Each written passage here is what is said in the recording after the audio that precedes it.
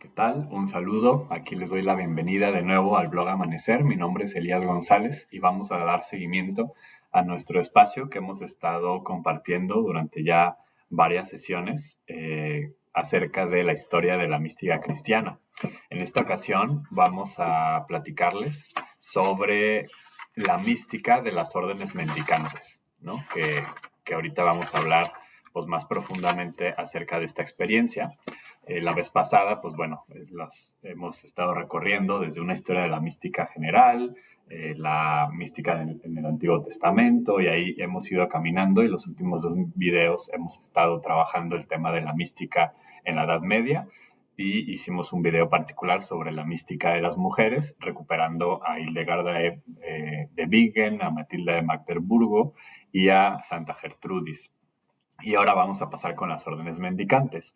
Antes de abordar algunos personajes importantes pues de esta mística, quisiera como platicar un poquito en esta primera parte, qué es eso de órdenes mendicantes. A lo mejor muchas personas que están sintonizando este video ya tienen muy claro qué significa una orden mendicante, pero a lo mejor muchas personas no están muy familiarizadas con el término y en ese sentido pues voy a decir algunas cuestiones básicas para tener un poco esta comprensión.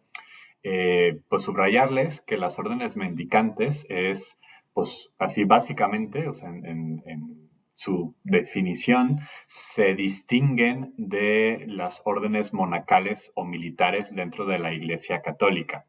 En la Iglesia Católica, que hemos estado romana, ¿no? Hemos estado viendo ya el paso de la mística, primero en un sentido muy general y como primero estaba muy enfocada en el oriente cristiano, ¿no? Los padres del desierto, etcétera, y ya ahorita estamos pues enfocándonos sobre todo en la mística del cristianismo, del catolicismo occidental, y entonces ya había órdenes monacales que vivían de rentas, ¿no? Es decir, recibían algún tipo de apoyo económico y su externo y su vida estaba enfocada sobre todo a la oración, al silencio y a la vida de comunidad, ¿no? Eran los famosos monasterios y aquí sobresalen, pues sobre todo los que ya hemos estado viendo algunos personajes, que son los benedictinos, trapenses, cistercienses, cartujos, etcétera, son como estas órdenes más bien monacales que, repito, viven de rentas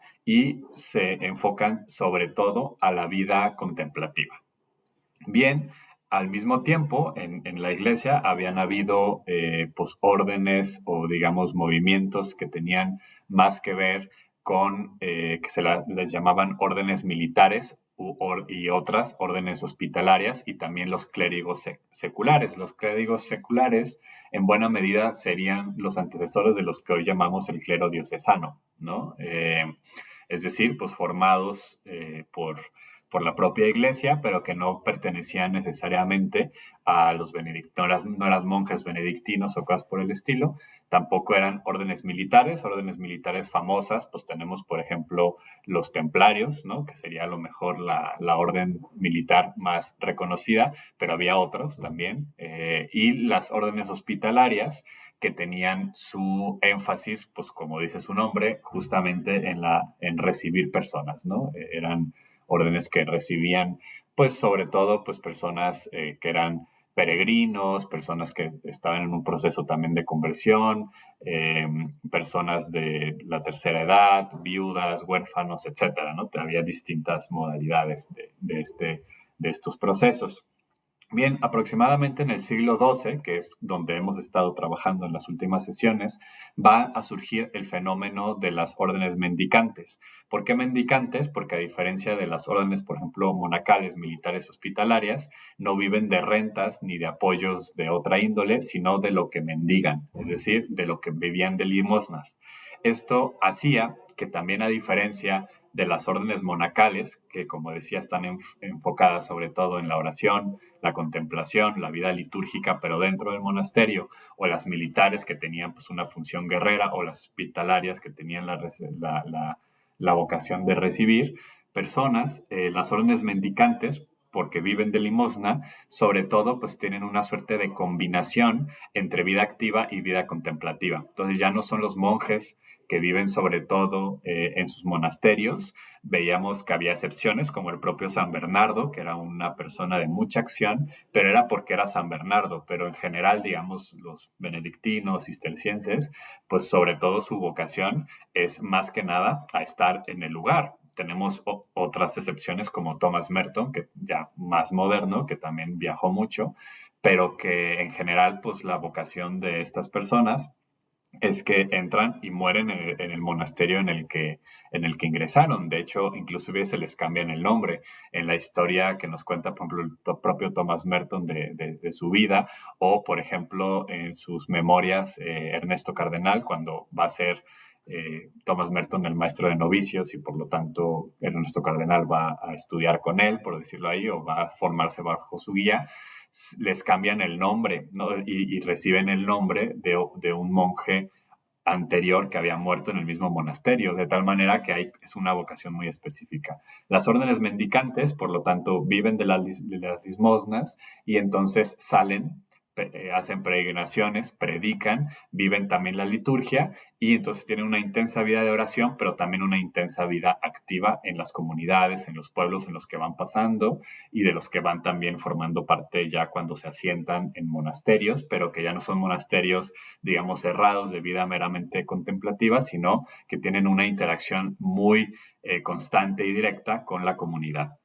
Entonces, es un nuevo movimiento que va a tener representantes muy importantes. Ahorita voy a mencionar algunos, pero también para comprender bien algunos de los personajes que vamos ahorita a platicar en la segunda parte de este video, hay que entender que entonces las órdenes mendicantes tendían o tienden a dividirse en tres órdenes. La primera orden normalmente es la orden masculina, la segunda conformada por frailes, ¿no? Perdón, o sea, la primera orden masculina conformada por frailes y la figura del fraile pues es esta novedad, o sea, ya no es el monje de las órdenes contemplativas o monacales, no es el clérigo secular, no es el meramente sacerdote, sino que son frailes. Y los frailes, que muchos de ellos son sacerdotes o son hermanos, pero es una vocación particular.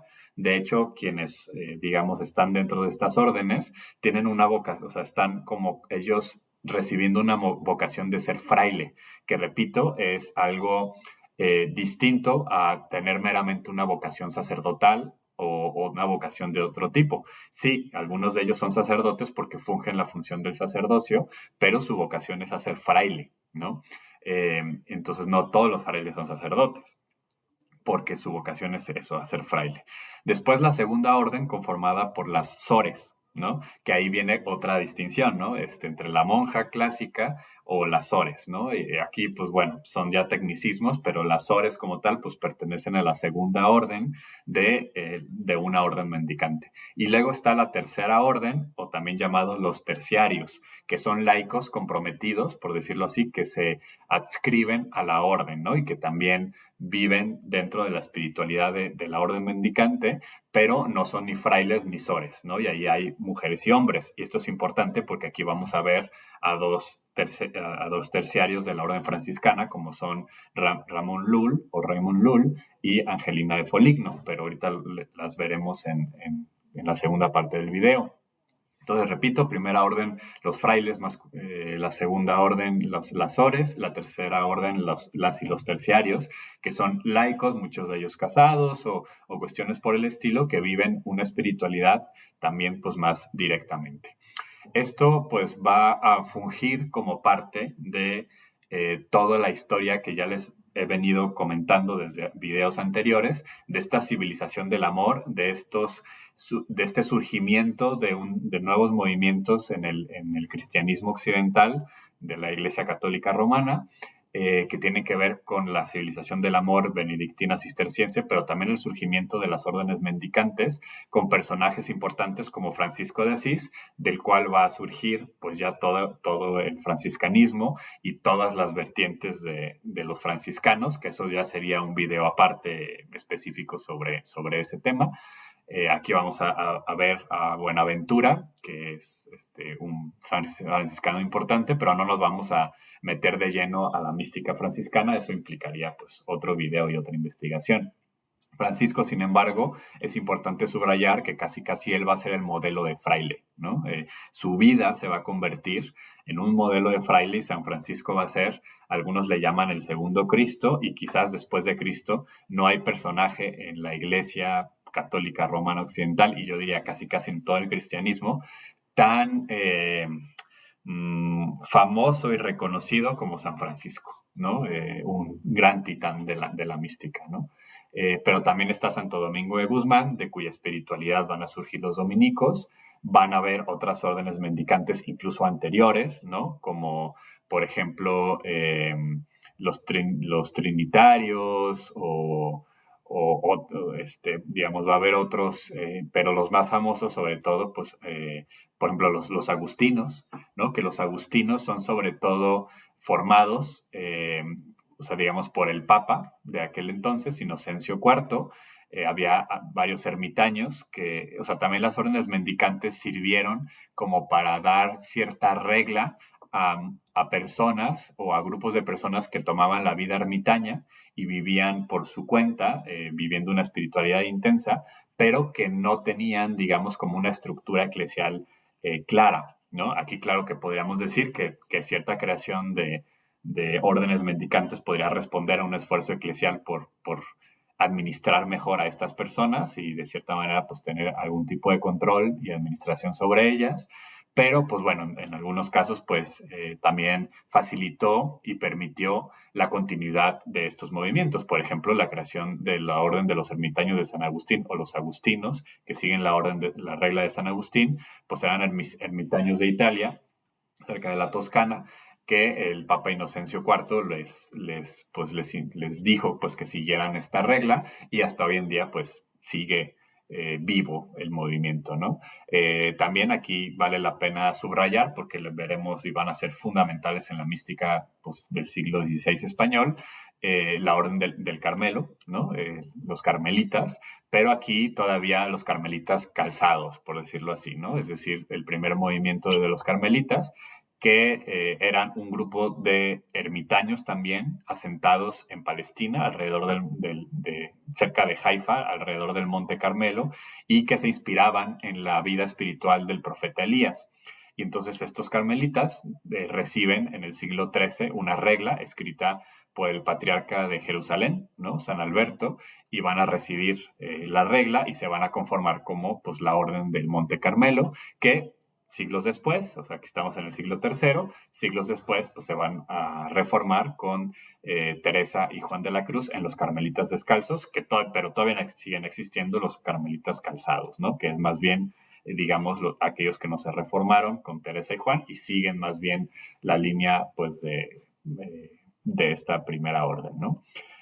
Pues bien, entonces eso sería pues un poco de qué se tratan las órdenes mendicantes.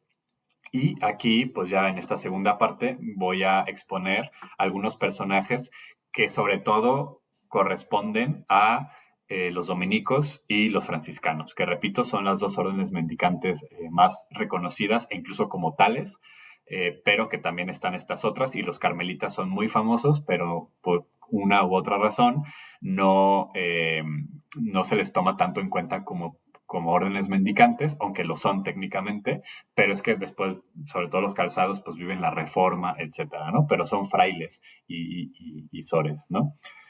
Bien, pues entonces vamos a empezar con franciscanos y dominicos. A los dominicos sobre todo se les va a deber o ellos van a desarrollar una mística más bien especulativa que posteriormente pues, se va a afianzar mucho en la escolástica, y los franciscanos por otro lado van a desarrollar una mística mucho más afectiva. De hecho, durante el resto de la Edad Media va a haber un choque importante entre las dos espiritualidades, debates constantes entre representantes de estos dos movimientos, franciscanos y dominicos, porque los dominicos, repito, una mística más bien especulativa, con un énfasis sobre todo, porque era como la gran pregunta, por medio de cuál potencia el alma o el ser humano se une con Dios. La mística más especulativa pues va a hacer un énfasis sobre todo en el intelecto, que esto no tiene que ver con una cuestión de la razón o el racionalismo. No estamos en una época racionalista, estamos en una época donde el intelecto es una potencia del alma y por lo tanto no es el reduccionismo racionalista moderno, ilustrado, sino que el intelecto es espiritual también, ¿no? Entonces, para algunos, en la mística más bien especulativa, va a haber una preponderancia en el ámbito del intelecto, es decir, de la sabiduría, del conocimiento divino, donde también funge el amor, un amor cognoscente, como ya veíamos en capítulos anteriores, pero digamos con un énfasis en la sabiduría.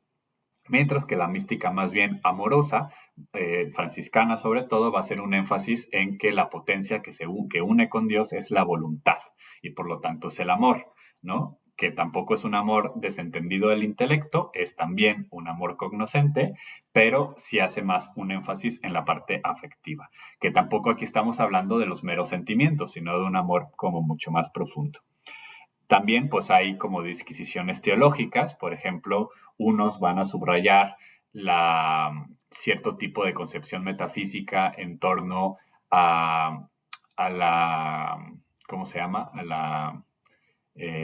A la necesidad, o sea, que Dios crea al mundo por necesidad, pero entonces crea leyes y esas leyes ya básicamente se van ejecutando, mientras que otros hablan más bien de la contingencia, de un mundo que se acaba, pero que está constantemente un Dios trabajando. O sea, entonces ahí hay cuestiones más bien teológicas, metafísicas, que no vamos a explorar, pero sí quería como dar a entender que durante el resto de la Edad Media, desde el siglo XIII, que van a surgir estas dos órdenes mendicantes, franciscanos y dominicos, tienen muchas cosas en común, pero también van a entablar debates místico-teológicos durante los siguientes siglos.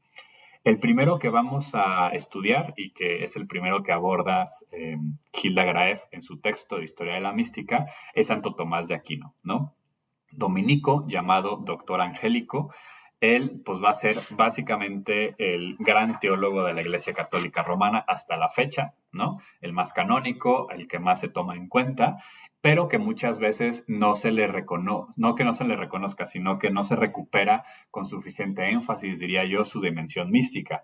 Todo el mundo conocemos, digamos, en estos ámbitos la Suma Teológica, que es la gran obra de Santo Tomás de Aquino, y que leyéndola, pues sin lugar a duda, se nota su vocación teológica y filosófica.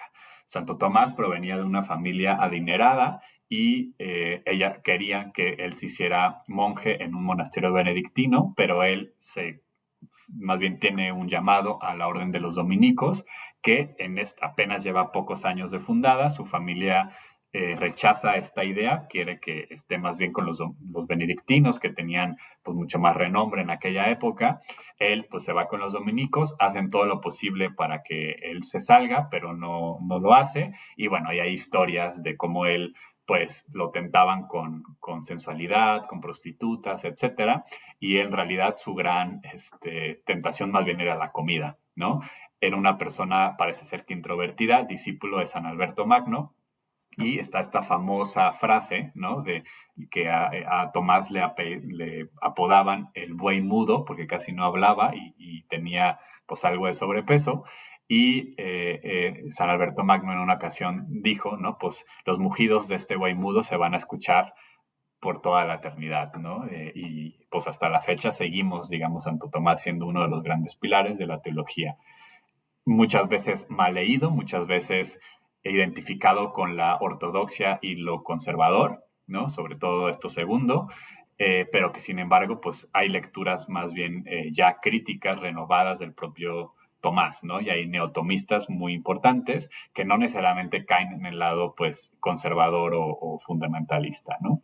Pero la propia vida de Santo Tomás también refleja una serie de experiencias místicas muy profundas que nos lleva también a otro ejemplo también famoso de su vida, que es como al final de esta, él comienza a querer quemar sus escritos, lo detienen, pero porque él dice es que todo lo que he escrito es paja, comparado con una experiencia que había tenido, ¿no? Y es que él va a través de la profundización intelectual justamente llegando a una unión mística que se va a traducir en visiones y en éxtasis y en experiencias que lo llevan incluso a querer desechar todo lo que había escrito porque considera que es paja frente a la experiencia directa de la divinidad, ¿no? Entonces, gracias a Dios, no se quema todo, sino que seguimos teniendo muchas de sus cosas, pero eso también muestra que esta mística especulativa que muchos critican, que porque es intelectualista, pues es porque consideran que el intelectualismo medieval tiene que ver con el intelectualismo, el racionalismo moderno y no tiene nada que ver. Y Santo Tomás es el gran ejemplo, ¿no? De cómo el intelecto le lleva a la experiencia directa de la divinidad, ¿no? Y tiene muchos ejercicios y muchos escritos de mística, dentro incluso de la Suma Teológica, donde da cuenta de lo que sucede. Por ejemplo, adherirse a Dios, hace énfasis y también mucho sobre la humanidad de Cristo, pero también pues va a hablar de la sabiduría, y es lo que les decía de la mística especulativa, como él pues pretende también la unión entre vida activa y vida contemplativa, que es algo que ya mencionábamos muy propio de las órdenes mendicantes, de la vocación del fraile, ¿no? Que no es puramente activo ni puramente contemplativo, sino que son las dos cosas. Habla de distintos tipos de rapto, de rapto místico, de éxtasis. Y bueno, son algunas de las cosas que él va a ir subrayando a nivel pues de la mística, ¿no? Como siempre, pues aquí se trata meramente de hacer una pincelada, es que ustedes puedan profundizar directamente. Después viene un contemporáneo y amigo de, del propio Santo Tomás de Aquino, que va a ser San Buenaventura, ¿no? De 1221 a 1074, contemporáneo, y va a ser pues básicamente el otro gran doctor, ¿no? De esta época, ¿no? Medieval, de los siglo XIII. Él pues va a ser un gran místico, pero del ámbito más bien franciscano. Tiene importantes obras como las Opúscula o sobre la triple vía, el itinerario de la mente en Dios, soliloquios y la villa mística. Y bueno, él va a abordar también esta división clásica triple de la mística entre la vía purgativa, la vida iluminativa y la vía unitiva. Y en cada una pues va a hacer énfasis, por ejemplo, en la vía iluminativa, sobre todo pues está hablando de este rayo de la inteligencia, ¿no? Que tiene que ver con el intelecto, pero que después en la vía unitiva sobre todo se hace énfasis en el amor. También va a ser un gran exponente o representante de la mística del Sagrado Corazón, va a tener un papel fundamental para él. Repito, la vía unitiva sobre todo tiene que ver con la centella de la sabiduría profunda, y al mismo tiempo ya hay como más esta parte en la vía unitiva, esta parte más afectiva, en donde el corazón humano se va transformando totalmente en lo divino. Esto es la mística ya como tal, ¿no? Cuando el alma humana se va deificando, ¿no? En la parte unitiva. Y aquí cito directamente a Hilda Graef, que es sobre la transformación que vive esta deificación. Dice, si queremos saber algo sobre ella, debemos preguntárselo a la gracia, no a la doctrina, al deseo, no al entendimiento, a la oración, no a los libros, a Dios, no a los hombres, a la oscuridad, no a la luz, ¿no? Volvemos entonces a esta mística de la oscuridad, muy presente, la mística de la oscuridad, del silencio, pero que es un silencio no tan, digamos, no como tal de la mística de la oscuridad que ya hemos estado eh, viendo con Gregorio de Niza, con el pseudo Dionisio, sino que, por ejemplo, para Buenaventura, cito a Hilda, hasta en la oscuridad de la contemplación mística, Cristo crucificado está presente, Él acompaña al hombre hacia la esfera sobrenatural del Padre, ¿no? Y veíamos que esto pues, va siendo ya muy propio de la mística cristiana occidental, católica romana de esta época, el énfasis en la humanidad de Cristo, ¿no? habla de los 6 escalones del amor de Dios. El primer escalón lo asume o lo lee como de suavidad. El segundo es ya más penoso, ¿no? Luego viene uno de saciedad, así lo llamará él. El cuarto es de embriaguez, donde hay incluso pues un paralelo a la noche del Espíritu de San Juan de la Cruz, que veremos en su momento. Después viene uno de seguridad y el sexto tiene que ver con tranquilidad. Pero esta tranquilidad es como esta paz profunda del alma que ya está deificada en unión con Dios. Bien, pues vamos ahora con otros dos personajes, que los dos primeros, Tomás y Buenaventura, son ejemplos fuertes de frailes, ¿no? Digamos, lo que correspondería a la primera orden, tanto de dominicos como de franciscanos. Ahora entramos con terciarios, ¿no? Que serían Ramón Lull y Ángela de Foligno, que son quienes vamos a ver, un hombre y una mujer. Ramón Lull, que él es también contemporáneo más joven, pero de cierta manera también contemporáneo de Tomás y de Buenaventura. Nace en 1235 y muere en 1316. Va a ser un personaje fascinante, ¿no? Ramón Lull es quizás, como lo menciona también Hilda Graeff, de las personalidades más brillantes de la Edad Media, y no lo conocemos tanto. Él va a nacer en Mallorca y en una época donde el cristianismo, la cristiandad, recientemente había conquistado frente al Islam el territorio y entonces él va a vivir en una cercanía pues, muy profunda con el mundo islámico y el mundo judío. Entonces, desde muy joven va a tener experiencias cercanas y por eso a Ramón Lull se le va a considerar como un antecesor del diálogo interreligioso en las posibilidades de su tiempo, porque claro que él y explícitamente lo dice, pues buena parte de su objetivo era la conversión de musulmanes y judíos, sobre todo musulmanes, al cristianismo, o sea, claramente él tenía esa noción, pero frente a, digamos, la postura de otras personas de su época, los cuales pues simplemente condenaban a estas otras tradiciones espirituales,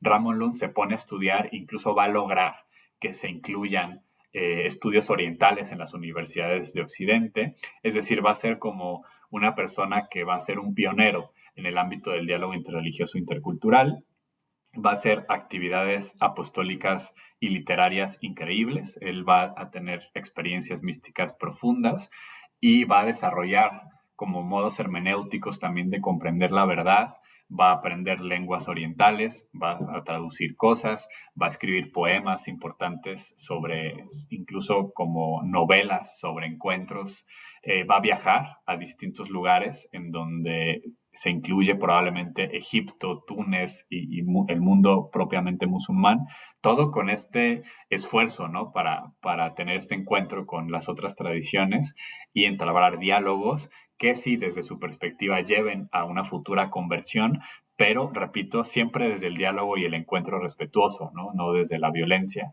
Y en este sentido, pues también es como un personaje fascinante, porque, repito, pues es el primer místico que hemos estado leyendo o estudiando en todos estos videos, donde ya tenemos pues una aproximación más interreligiosa, ¿no? Y quizás es el único que vamos a ver en toda esta serie de videos, o por lo menos con Ramón Lull, ¿no?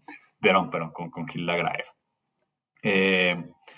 Digamos, Ramón Lull, por lo tanto, va a ser un personaje muchísimo más enraizado y su mística mucho más cotidiana y va a considerar que en esta vida se puede llegar a experiencias profundas, ¿no? de la mística.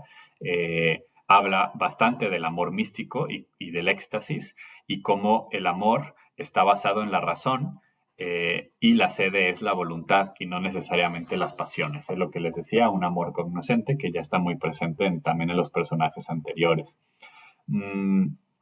La mística de Ramón Lund es tanto intelectual como de ternura, va a estar muy influenciada por la ternura franciscana, que va a ser pues justamente a través de escuchar a Francisco, que él vive una conversión e ingresa como orden terciaria. Y el amor místico para Ramón Lull está tanto cruzado, o digamos, atravesado por alegría como con sufrimiento. Es decir, volvemos muy cercano a la dimensión pues, de la humanidad de Cristo. Algo muy lindo que tiene Ramón Lund es como un énfasis en la amistad espiritual. De hecho, habla del amado y del amigo, ¿no? El amigo es el alma, la persona, y el amado pues es Dios, pero esta figura del amigo pues va a ser muy linda también como él la va recuperando. Y la transformación mística, la unión transformadora va a ser cuando el amigo y el amado están tan unidos, y cito a Ramón Lull, que son una sola realidad en su esencia. El amigo y el amado son seres diferentes, pero que están en armonía sin ninguna oposición ni diferencia de esencia, ¿no? Entonces se recupera o se mantiene esta diferencia entre el amigo y el amado, pero esencialmente están unidos, ¿no? Salvaguarda pues la distancia, pero mantiene pues la unión mística, y pues él va a morir básicamente como mártir, en el sentido de que va a estar predicando en espacios musulmanes donde lo apedrean, y va de regreso en barco a su tierra natal, donde fallece por las heridas y los sufrimientos. Bien, finalmente tenemos entonces a Ángela de Foligno, 1248-1309. Estamos en esta época contemporánea de todos los anteriores. Ella más bien italiana, va a vivir sobre todo pues ahí en Foligno, y va a ser terciaria franciscana también, ¿no? Entonces es esta vida que ya veíamos de este estilo de mística. Ahora, ella pues va a tener como una serie de características interesantes. Es una mística fascinante de los temblores de la carne, dice, por ejemplo, Senia Yevene sobre Ángela de Foligno, una mística, por lo tanto, también muy carnal, muy del placer, del éxtasis, de las visiones, pero también una mística laica, pero con asuntos que también en algunas ocasiones podrían ser difíciles para nosotras y nosotros comprender. Por ejemplo, pues bueno, ella casi todas las gracias místicas que ella recibe las dicta a su confesor franciscano, que ella habla en italiano antiguo, y el confesor los va a traducir al italiano, digo, al latín, y es lo que tenemos. Entonces también es como pues ya una traducción y aparte dictada. Eh, Repito, Ángela va a tener muchísimas experiencias extraordinarias, fenómenos sobrenaturales, y como veíamos en el video anterior de la mística de las mujeres, este tipo de fenómenos que las mujeres místicas de aquel tiempo tienen mucho, pues está muy relacionado con, pues ya lo decíamos, el modo en que se construye la idea del cuerpo de la mujer socialmente, pero también pues con toda una sensibilidad que es muy importante subrayar, de esta que proviene tanto de la corporalización como de la sensibilidad y la construcción social pues de estas tradiciones, ¿no? Eh, Sin embargo, pues aquí Hilda Graeff nos, digamos, aprovecha, como es a Ángela de Foligno, para también reflexionar un poco sobre estos asuntos, ¿no? Y cito, en nuestros días, estos fenómenos suelen atribuirse a perturbaciones nerviosas causadas por el esfuerzo mental y las penitencias exageradas, pero de ninguna manera restan valor a sus experiencias y doctrinas místicas. Esto es importante porque ciertamente muchas místicas y místicos, pues hoy sabríamos que muchas de las cosas que pues ellos entendían como éxtasis y cuestiones, pues están relacionados con ataques de epilepsia, con temas cardíacos, con enfermedades de distintos tipos, o que provienen de ascetismos muy exagerados. O sea, es decir, imagínense ustedes a un San Ignacio de Loyola viviendo el ascetismo que vivió en Manresa, ¿no? Días sin comer, además penitencias y cilicios y azotes, o sea, ese nivel de ascetismo, de ayunos, de violencia contra el cuerpo, obviamente que crea cosas fuera de lo normal a nivel de estados de conciencia, ¿no? Entonces, una lectura podría ser, no, pues claro, o sea, es que con ese nivel de ascetismo, ¿cómo no va a pasar algo a nivel, pues, mental, que leen como si fuera Dios, pero en realidad pues es biológico, ¿no? Sin embargo, como aquí, o sea, sí hay que tener en cuenta eso, es importante, en ese sentido. Entonces, no confundir pues las experiencias que son creadas por la propia penitencia, por el propio ayuno, por las horas de meditación o de oración, de silencio, etcétera, etcétera, que por supuesto que cambian el estado de conciencia o que este no es el caso, pero digamos en otras tradiciones, pues la ingesta de ciertas sustancias, los antiógenos, etcétera, todo eso, pues lo que produce, pues claramente son cambios de estados de conciencia, pero que no necesariamente no son experiencia mística en el sentido de la alteridad del misterio, pero que sí abren el cuerpo, la mente, el espíritu a una disponibilidad mayor. Entonces, en ese sentido, también hay que subrayar que no por eso significa que el misterio o Dios mismo no se pueda valer de este tipo de fenómenos para la comunicación divina, ¿no? Entonces, sí, o sea, los conocimientos que hoy tenemos, por ejemplo, lo que sabemos de Teresa de Jesús, de sus enfermedades, etcétera, sí, eso ayuda para poder comprender mejor los fenómenos y a nosotras, a nosotros, para no confundir pues estados alterados de conciencia autoproducidos con la mística gratuita profunda, pero tampoco tendríamos que llevar al extremo de pensar que todo esto no sirve para nada o que Dios mismo no se puede valer de enfermedad, de situaciones difíciles o de otros estados de conciencia también para pues trabajar interiormente en el corazón humano, ¿no? Entonces, este es el caso de Ángela de Foligno, una mujer que vive muchos de estos estados y que no por eso tendríamos que desechar su mística, porque lo importante, y esto va a ser fundamental, la vida mística el termómetro con el que se mide, pues es la caridad, es la transformación de la persona y su entrega a los demás. Esto no significa que ya si se tiene esto, pues ya por definición ya, digamos, no hay que discernir nada, siempre hay que discernir las experiencias, siempre se cuela el mal espíritu, siempre hay tentaciones.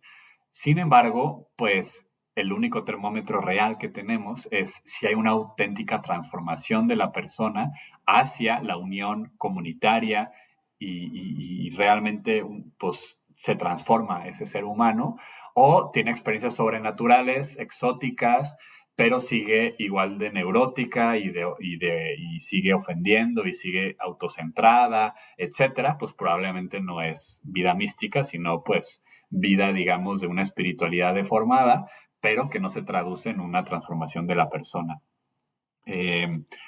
Y en Ángela de Foligno, así como en muchas otras místicas y místicos, sí tenemos pues la confirmación de la transformación de su vida, ¿no? Volvemos al ejemplo de Santa Teresa y la pongo como ejemplo porque creo que es famosa, ¿no? Sí, podríamos decir que buena parte de sus experiencias tenían mucho que ver con sus enfermedades y su condición física y mental. Sin embargo, nadie puede dudar de el nivel que fue transformándose ella misma y cómo su vida se volcó hacia los demás y hacia el servicio, ¿no? Y ese es el termómetro de por qué pues vemos a Teresa mística y no solamente por sus visiones, éxtasis o transverberaciones que vivió, ¿no? Bien, lo que vive Ángela de Foligno y lo que les decía que podría ser difícil de entender para nuestra época es que, bueno, ella es una mujer casada con hijos y tiene una conversión profunda que comienza a desear una vida espiritual o una vida 100% volcada hacia la práctica espiritual, pero pues tiene sus obligaciones y responsabilidades familiares con su esposo y con sus hijos. Y entonces ella comienza a orar para que estos mueran. Y finalmente es lo que sucede, ¿no?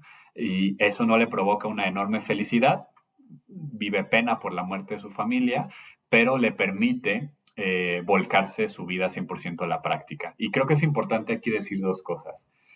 Es cierto que nos cuesta mucho trabajo, pero creo que tenemos que pues, ubicarlo en su tiempo. Voy a poner otro ejemplo, ¿no? Eh, el Bhagavad Gita, ¿no? Que es un capítulo del Mahabharata, la epopeya más importante de la India, y el Bhagavad Gita, uno de los libros más importantes sagrados de la India y para muchas tradiciones, su libro principal y uno de los textos espirituales más importantes de la humanidad. Curiosamente, pues es un texto donde se defiende una guerra y donde se predica la guerra de alguna manera, ¿no? Y hay que entenderlo en su circunstancia, ¿no? Así también hay que leer, pues, a a un Ángela de Foligno, que estamos en una época donde la vida significa otra cosa, donde todavía no estamos en el ámbito del humanismo moderno, de los derechos humanos y todas estas cosas, sino donde la vida, pues importante, está en otra parte, ¿no? No es justificación, pero también es como decir, no comprendemos a estas situaciones, ¿no? El punto es que ella ora para poder quedar libre de todas sus responsabilidades familiares, sucede, y independientemente si es porque la oración hubo respuesta o fue una mera coincidencia, el punto es que ella se queda libre de la familia y se dedica 100% a la penitencia, ¿no? Y comienza a vivir todo un proceso de transformación y de iluminación espiritual, en donde después comienza una vida mística, ¿no? Eh, en este sentido, bueno, después viene algo que ya les había mencionado sobre estas reflexiones que nos hace Hilda Graeff en torno a la dificultad que hay para distinguir la auténtica experiencia mística de éxtasis de fenómenos patológicos, y el único termómetro que tenemos pues es la virtud y el cambio de la persona. Pero Ángela de Foligno lo que vive entonces es muchísimo transformación, una purgación intensa, una suerte de martirio del alma, incluso del cuerpo. Ella va a sentirse muy cercana a la cruz, muy, muy cercana a la cruz, y va a vivir experiencias, por lo tanto, muy cercanas, digamos, a la crucifixión, no literal, sino espiritual, ¿no? Entonces está muy presente el sacrificio, está muy presente el sufrimiento, pero en este sentido de la purgación, de identificarse con el propio Cristo, ¿no? Sufriente, pero que también para ella pues va a estar bien presente el éxtasis, el gozo y un cuerpo que sufre, pero que sufre por la unión divina, ¿no? El cuerpo participa de la experiencia mística porque no está separado del alma, participa porque sufre en el sentido, duele la unión con lo divino, porque es hasta cierto punto, digamos, violento, en el sentido que es un choque de realidades donde el cuerpo participa en la unión con lo divino y se traduce en enfermedades, en éxtasis, en convulsiones, pero que también, pues eso tiene que ver con una unión profunda con lo divino y y de cierta manera también del anhelo, ¿no? El sufrimiento físico como el anhelo de la unión que todavía no se da por completo, y que este anhelo o esta melancolía, este sufrimiento por todavía, ¿no? El muero porque no muero, ¿no? También de la mística carmelita,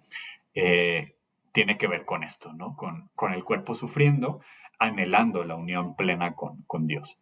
Pues bien, aquí voy a dejar para no extenderme ya demasiado. Esta fue pues un breve esbozo de la mística mendicante, de algunos personajes y en general pues habiendo descrito pues qué son las órdenes mendicantes. Mi nombre es Elías González, este fue un video más del blog Amanecer. Les invito a que nos dejen sus comentarios, a que compartan el video y sobre todo a que se suscriban a nuestro canal de YouTube. Esperemos verles pronto, también estamos en Instagram y en Facebook por si nos quieren seguir, y seguimos en comunicación para próximos videos en esta historia de la mística. Bendiciones.